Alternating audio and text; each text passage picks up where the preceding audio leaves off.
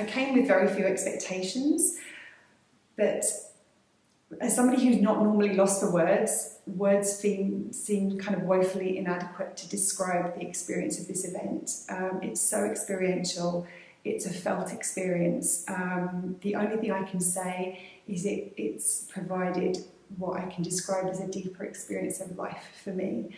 And what I would say is if you're here and you're watching this video, chances are there's something inside you, you've got a little inkling that there's something about this that you'd like to know more about. And as somebody who's just experienced it myself, I'd say follow that inkling.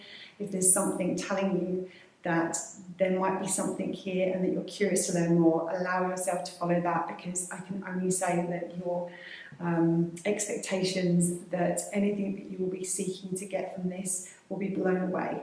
There's no experience that I've done lots of workshops over the years, and there's been no experience quite like this one.